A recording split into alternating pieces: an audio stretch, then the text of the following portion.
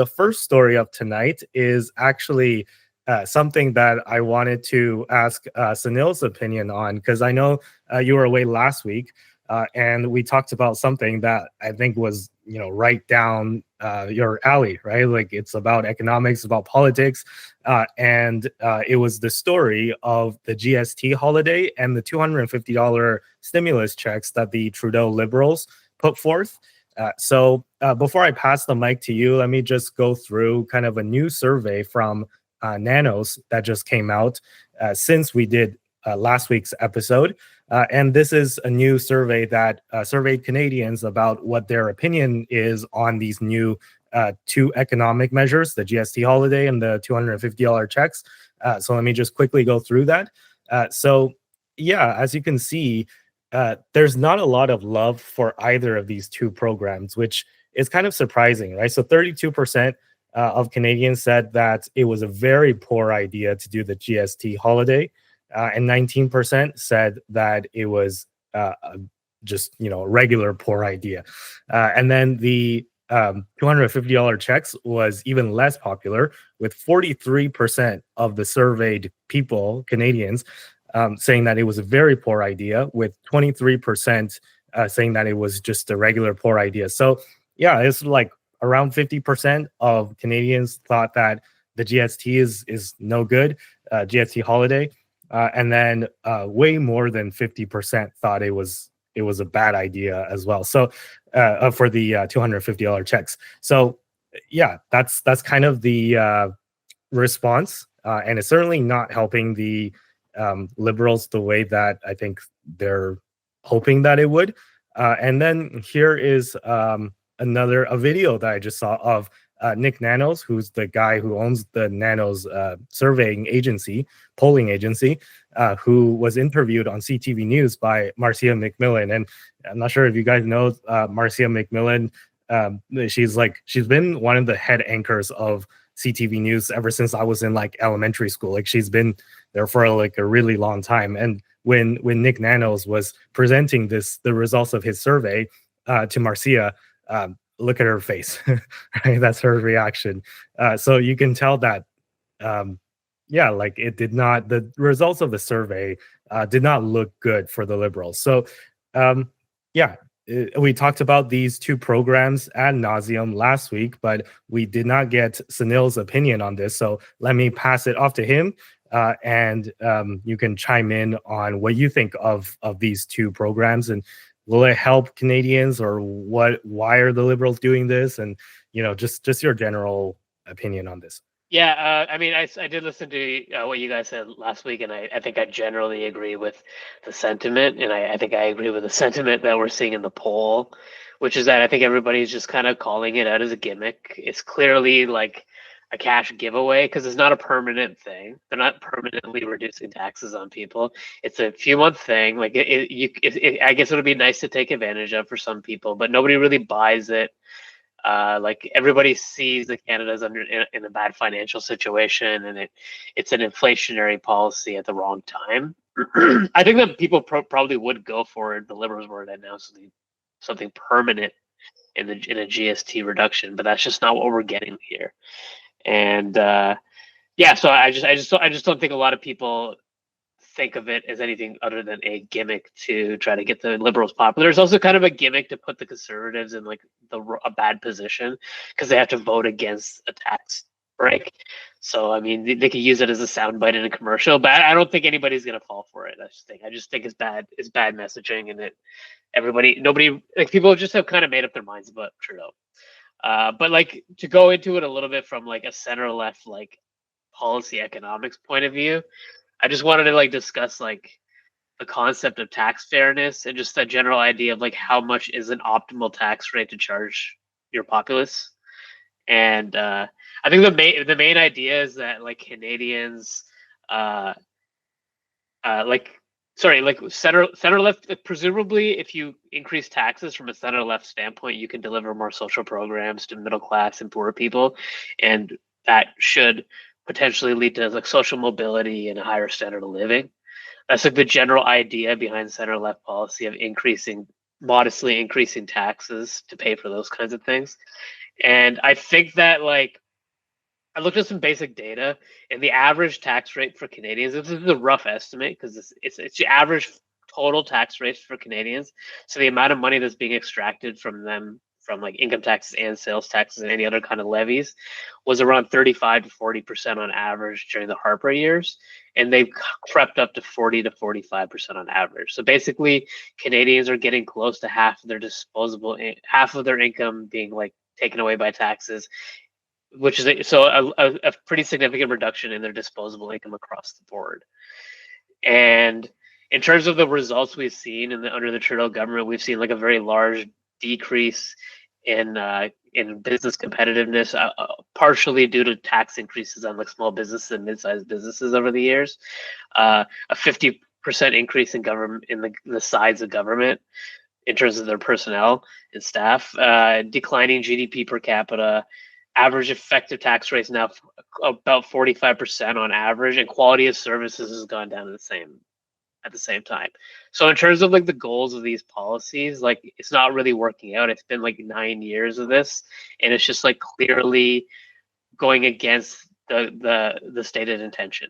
And on top of that, like it didn't go towards programs that went towards like consultants and more public servants. There was an extraction of value from the Canadian economy over the last 8-9 years, and it's like clearly that money has ended up in the hands of certain people, but it hasn't necessarily ended up in the hands of Canadians through it wasn't really like a they weren't transferring wealth from one class of people to the other is basically what I mean. They kind of took from everybody and transferred wealth to like a managerial class.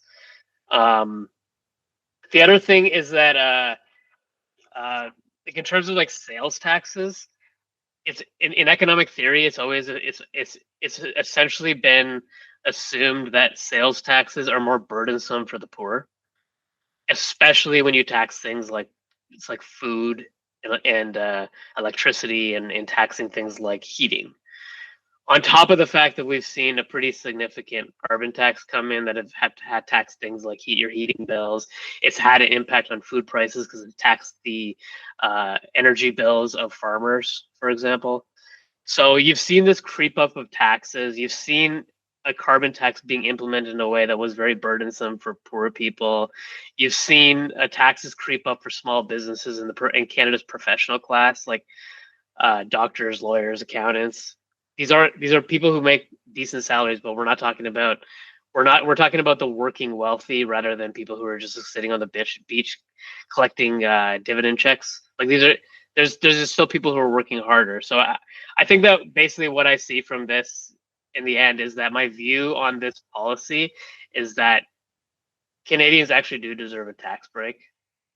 And I think that would be good for our economy if we had more disposable income to spend on our higher cost of living rather than having it moving through government administration and kind of just get eaten up and not really end up back in the hands of Canadians. The only problem now is that we have a massive deficit, a much larger public service. So it's going to be very painful to deal with this going forward.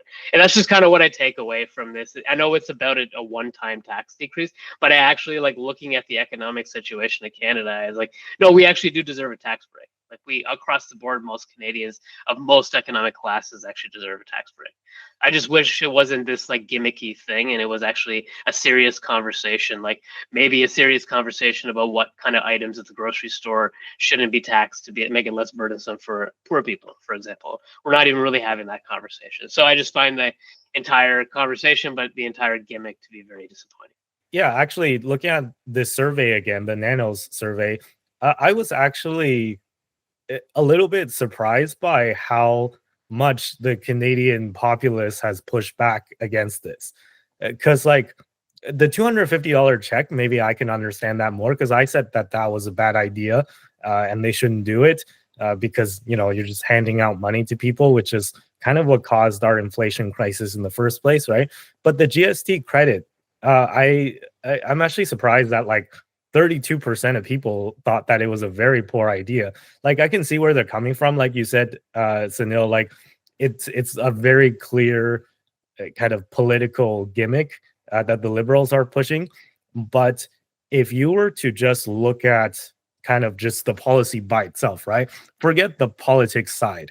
I know like the way that the question is phrased is like, do you support it or do you think it's a bad idea or not? And there's different ways of like interpreting it, right? Because like some people approach it from the political side. It's like, oh, it's not good that the government is doing political gimmicks instead of solving actual problems. And I totally agree with that viewpoint.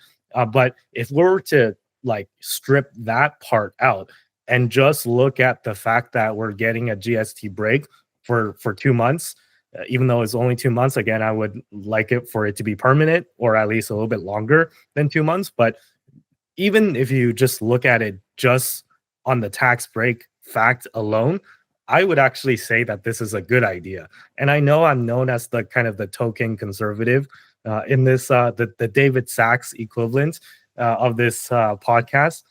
So maybe it comes as a shock to some audience members that I would say that this is a good idea, but I'm only saying that I'm actually part of the 16%. I didn't respond to this survey, but if I did, I would be part of the 16% that say that it's a good idea. But I'm saying that only because for the fact that it is a tax break, and I want the government in general, whether it be the Liberals in charge or the Conservatives in charge or the NDP in charge, but I mean, I guess they'll never be in charge, but maybe, right? Like whoever's in charge of the government, I want them to move towards this idea of tax cuts, right? Giving people more tax cuts. And like you said, Sunil, the sales tax, it disproportionately affects the poor.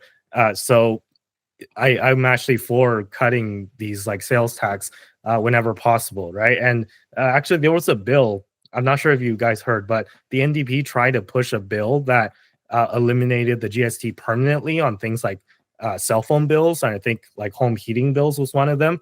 And that was actually defeated in Parliament. Both the Liberals and the Conservatives voted against it. So this is not part of the docket, but maybe since we're on this topic, I want to pass the question off to you guys.